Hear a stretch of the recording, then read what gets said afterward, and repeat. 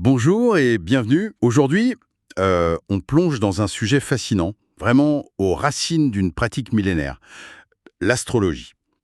Et pour nous guider, on s'appuie sur des extraits d'un livre, Astrologie pour les débutants.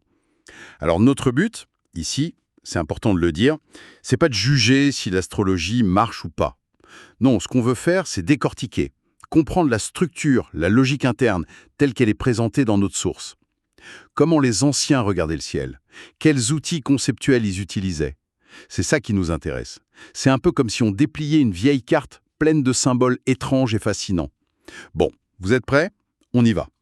Alors, pour commencer tout début, comment est-ce qu'on voyait le ciel à l'époque? Le texte nous parle de la sphère céleste. C'est une notion assez intuitive en fait. Oui, c'est cette impression qu'on a tous quand on regarde le ciel la nuit, que toutes les étoiles sont comme piquées sur une immense boule, une voûte au-dessus de nous. Et les anciens, ils y ont vu des dessins, des figures, les fameuses constellations. D'accord. Et le texte insiste sur une différence importante qu'il faisait, c'est ça? Exactement. Il y a d'un côté ce qu'ils appelaient les étoiles fixes, celles qui forment ces constellations, qui semblent ne jamais bouger les unes par rapport aux autres. Et de l'autre côté, il y a les astres errants. Ah, les fameuses planètes! Oui, enfin pas seulement. Le Soleil, la Lune et les planètes visibles à l'œil nu. Eux, ils bougent. Ils ne restent pas fixes dans le décor des constellations, ils tracent leur propre chemin. Et c'est ce mouvement, cette errance, qui a vraiment intrigué les premiers observateurs. Et ce chemin, cette autoroute céleste en quelque sorte, c'est ça le zodiaque. C'est tout à fait ça. Le livre le décrit comme une bande, une zone particulière du ciel. C'est là que se déplacent le Soleil, la Lune et les planètes. Et c'est dans cette bande qu'on trouve les 12 constellations spécifiques qui sont devenues les signes astrologiques. Bélier, Taureau, Gémeaux. Bon, on les connaît tous au moins de nom. La source donne même les dates approximatives du passage du Soleil dans chaque signe. Oui. Et ce zodiaque, il n'est pas juste une liste. La source explique bien qu'il est lié à la structure même de cette sphère céleste, avec ses pôles nord et sud célestes, son équateur, le chemin du Soleil, qu'on appelle l'éclipstique, et qui définit le zodiaque, il coupe cet équateur céleste. D'accord. Et d'ailleurs, le texte mentionne un truc intéressant. 4 points sur ce chemin du zodiaque sont directement liés aux saisons. Le début du Bélier, c'est l'équinoxe de printemps. Le début du Cancer, le solstice d'été, le point le plus au nord. La Balance, l'équinoxe d'automne. Et le Capricorne, le solstice d'hiver, le point le plus au sud. Ah oui, on voit bien le lien entre le rythme du ciel et le rythme de la Terre. C'est fascinant. Et la source parle aussi des modèles Ptolémée et Copernic. Terre au centre versus Soleil au centre. Oui, elle mentionne ces deux visions du monde, qui ont évidemment changé la perspective, mais le zodiaque comme bande de référence est resté central dans l'approche astrologique décrite. Très clair. Alors, après cette carte générale du ciel, on zoome sur les acteurs principaux qui bougent. Les planètes, les étoiles errantes. Le livre fait une distinction nette entre l'astronomie moderne et la vision astrologique ancienne, c'est ça? Oui, la source commence par présenter, disons, le point de vue astronomique actuel. Le Soleil au milieu, puis les planètes dans l'ordre qu'on apprend à l'école. Mercure, Vénus, la Terre avec sa Lune, Mars, Jupiter, Saturne, et puis Uranus-Neptune. Et elle donne quelques faits sur ces planètes. Oui, quelques caractéristiques physiques. La taille de Jupiter, la couleur de Mars, le fait que Vénus soit très brillante, des données d'observation astronomique, quoi. L'anatomie du système solaire, en quelque sorte. Mais l'astrologie, telle que présentée dans le livre, elle s'intéresse à autre chose. C'est ça. Le texte insiste là-dessus. L'astronome étudie la nature physique, la composition. L'astrologue, lui, selon cette source, cherche une influence, une qualité, une vie intérieure de l'astre. Et d'ailleurs, l'astrologie traditionnelle dont il est question, elle se concentre sur les 7 astres qu'on pouvait voir sans télescope. Saturne, Jupiter, Mars, Soleil, Vénus, Mercure, Lune. Exactement. La source cite même Pappus, un auteur connu dans ce milieu, qui était un peu sceptique sur l'intégration d'Uranus et Neptune, découvert bien plus tard. Ça compliquait les anciens schémas d'interprétation apparemment. Intéressant. Et même l'ordre dans lequel il les listait est différent, non? Pas par distance au Soleil. Non, pas du tout. L'ordre astrologique traditionnel donné est S-A-U-P-M-A-S-O-B-E. MU, c'est-à-dire Saturne, Jupiter, Mars, Soleil, Vénus, Mercure, Lune. C'est basé sur leur vitesse apparente vue depuis la Terre, du plus lent au plus rapide, dans une vision où la Terre est au centre. Ça montre bien que le point de vue est différent, c'est l'observation depuis notre perspective terrestre qui prime pour l'interprétation. D'accord, je vois. Alors, comment il faisait pour interpréter tout ça? Comment on passe de l'observation à la signification? Le livre nous introduit à des concepts assez spécifiques, comme les maisons planétaires ou domiciles. C'est quoi exactement? L'idée, telle qu'expliquée, c'est que chaque planète, sauf le Soleil et la Lune, qui en ont un seul, se sentirait particulièrement bien, particulièrement chez elle, dans 2 signes du zodiaque. Un domicile dit de jour et un de nuit. Par exemple, Par exemple, Mars serait chez lui en Bélier le jour et en Scorpion la nuit. Le Soleil, lui, c'est le Lion, sa seule maison, et la Lune, c'est le Cancer. C'est comme si chaque planète avait ses quartiers préférés. d'accord. Mais ce n'est pas si simple, j'imagine. Il y a d'autres facteurs. Ah non, c'est plus complexe. Le texte introduit d'autres notions pour qualifier la force ou la qualité de la présence d'une planète dans un signe. Il y a l'exaltation. Un signe où la planète, même si ce n'est pas son domicile, brillerait particulièrement, comme un invité d'honneur, très à l'aise. Et à l'inverse, il y a des positions faibles. Oui, l'exil, qui est le signe opposé au domicile. Là, la planète serait comme en terrain étranger, mal à l'aise.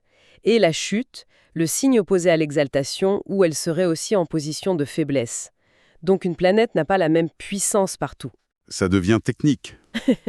Le livre parle même d'un système de points pour évaluer tout ça. Oui, c'est mentionné. Un système pour essayer de quantifier la dignité ou la débilité d'une planète. Plus 5 points si elle est dans son domicile, moins 5 si elle est en exil, plus 4 en exaltation, moins 4 en chute. Et d'autres facteurs encore. Ça montre une volonté de rendre l'analyse très systématique. D'accord. Donc il y a la position de la planète dans un signe et sa condition dans ce signe. Et après, Les relations entre les planètes elles-mêmes. c'est l'autre pilier essentiel, les aspects planétaires. Là, on regarde comment les planètes sont positionnées les unes par rapport aux autres, vues depuis la Terre. Ce sont les angles qu'elles forment entre elles. Quels sont les angles importants? En face, le carré, 90 degrés, le trigone, 120 degrés, et le sextile, 60 degrés. On peut imaginer un cadran d'horloge pour visualiser ces écarts angulaires. Et ces angles, ils ont une signification particulière. Ils ne sont pas neutres. D'après la source, non, pas du tout. Le trigone 120 degrés et le sextile 60 degrés sont vus comme des aspects harmonieux, fluides, qui facilitent les choses. L'opposition 180 degrés et le carré 90 degrés, au contraire, sont considérés comme des aspects de tension, de défi, de blocage potentiel.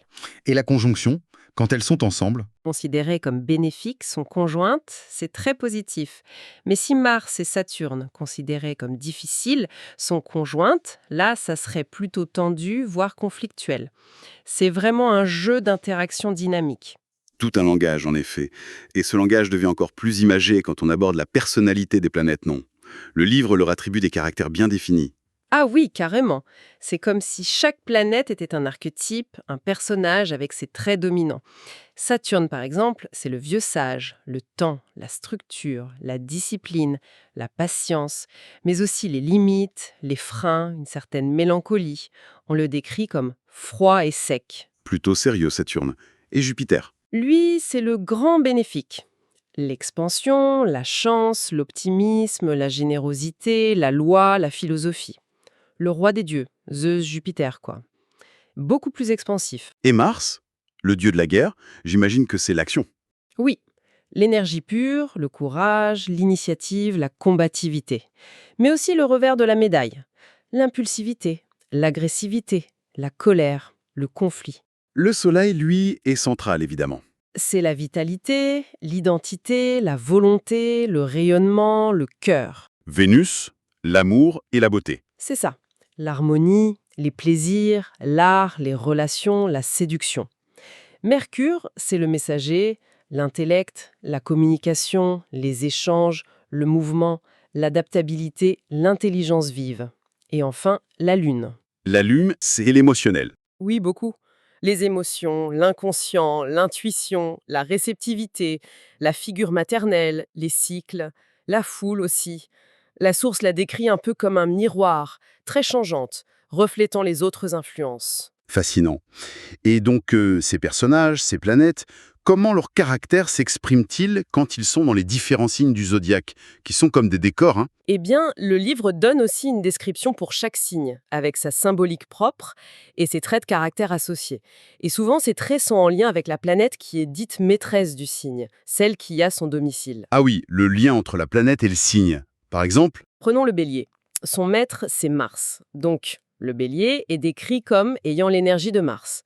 Impulsif, courageux, direct, un pionnier. Le taureau, gouverné par Vénus, sera plus stable, sensuel, persévérant, attaché au plaisir concret. Les gémeaux, liés à Mercure, seront communicants, curieux, vifs d'esprit, adaptables. Je vois le principe. On peut continuer? Le cancer. Le cancer, régi par la lune. Sensible, émotif, protecteur, attaché à la famille, au passé, un peu rêveur. Le lion, gouverné par le soleil, noble, généreux, charismatique, aimant être au centre, fier. La Vierge, autre signe de Mercure, analytique, critique, méticuleuse, serviable, discrète. La balance. Vénus aussi, comme le taureau. Tête, mais peut être indécise. Le scorpion, Mars comme le bélier, mais en mode nuit, intense, secret, passionné, attiré par les mystères, la transformation, le pouvoir. Sagittaire. Capricorne. Le Sagittaire, Jupiter, optimiste, aventureux, idéaliste, philosophe, en quête de sens, aimant la liberté. Le Capricorne, Saturne, ambitieux, responsable, discipliné, persévérant, structuré, un peu austère parfois. Et les deux derniers, Verseau et Poisson. Le Verseau, Saturne aussi, dans le système classique suivi par Papus, original, indépendant, humaniste, tourné vers l'avenir, intellectuel, parfois distant. Et les Poissons, Jupiter, classiquement, compatissant, intuitif, sensible, rêveur, fuyant parfois, connecté à l'invisible, au mysticisme. C'est tout un univers de symboles. Le livre ajoute d'autres grilles de lecture, comme les éléments. Oui, il mentionne brièvement les triplicités. C'est regrouper les signes par 4 éléments. Feu, Bélier, Lion, Sagittaire, Terre, Taureau, Vierge, Capricorne, Air, Gémeaux, Balance, Verseau, et Eau, Cancer, Scorpion, Poisson. Chaque élément a sa propre nature. L'action et l'enthousiasme pour le feu, la stabilité et le concret pour la terre, l'intellect et la communication pour l'air, l'émotion et l'intuition pour l'eau. D'accord. Et il y avait aussi une histoire de lien avec le corps humain? Oui, la correspondance entre les 12 signes et les parties du corps, du bélier pour la tête au poisson pour les pieds. C'est une image très ancienne, l'homme zodiacal. Toutes ces classifications s'ajoutent les unes aux autres pour affiner l'interprétation, selon la logique présentée. Bon, on a vu la structure, le langage, les symboles, mais concrètement, à quoi servait tout ce système, d'après le livre? Quelles étaient les applications? La source décrit plusieurs domaines où cette astrologie était censée être utile. Un domaine clé, c'était ce que le texte appelle la magie au sens ancien du terme. L'idée principale, c'était le bon moment. Le timing. Exactement. Choisir le moment astrologique le plus favorable en fonction de la position des planètes, de la phase de la Lune, du signe où elle se trouve, pour réaliser un rituel, une action, ou même pour fabriquer un talisman qui devait capter une influence spécifique. Par exemple, la Lune en bélier serait bonne pour les voyages, la Lune croissante pour les actions positives. Trouver la bonne fenêtre cosmique, en quelque sorte. D'autres exemples? Oui, le texte mentionne une vision assez surprenante de l'embryologie. L'idée était que chaque mois de la grossesse était gouverné par une planète différente qui façonnait une partie du fœtus. Saturne le premier mois pour la matière, Jupiter le deuxième pour les organes vitaux, Mars le troisième pour séparer les membres. C'est très imagé comme conception. Ouais. Et pour la santé et la médecine? Ouais. Oui, la médecine ancienne, telle que décrite, s'appuyait aussi sur l'astrologie. On pensait que le thème de naissance pouvait indiquer des faiblesses, des prédispositions à certaines maladies. Et on surveillait le passage de la Lune dans les signes, car on croyait que ça affectait la partie du corps correspondante. Ah, si la Lune était en bélier, attention à la tête, ce genre de choses. C'est l'idée, oui. Le livre donne même des correspondances entre les planètes et certains types de maladies. Mars pour les fièvres et inflammations, Saturne pour les maladies chroniques ou osseuses, Jupiter pour le foie. On voit bien comment toutes ces applications découlent logiquement du système symbolique qu'on a décrit avant. Les planètes et les signes ont des qualités et on essaye de voir comment ça se manifeste sur Terre. Tout à fait. Et il faut bien comprendre que la source présente tout ça comme une vision du monde historique, une vision cohérente pour l'époque. L'astrologie était vue comme une sorte de clé pour comprendre non seulement l'humain, mais aussi d'autres sciences comme l'alchimie ou même les liens entre les couleurs des plantes et les planètes. C'était une façon de voir l'univers comme un grand tout interconnecté, où ce qui se passe en haut, dans le ciel, a un écho en bas sur Terre. Eh bien, on arrive à la fin de notre exploration des fondations de l'astrologie, telles que présentées dans Astrologie pour les débutants. On a parcouru la sphère céleste, on a rencontré les planètes sous leur double aspect, on a décrypté un peu ce langage complexe des signes, des maisons, des aspects.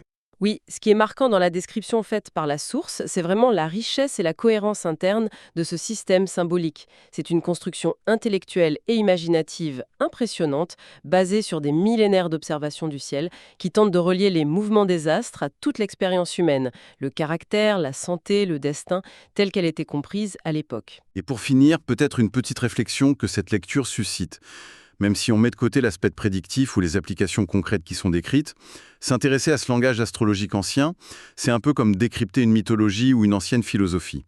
Qu'est-ce que cette façon de cartographier le ciel et d'y projeter nos archétypes, nos questions, nos espoirs, nous dit finalement sur la quête humaine de sens, sur notre besoin de trouver une place et une cohérence dans ce vaste univers?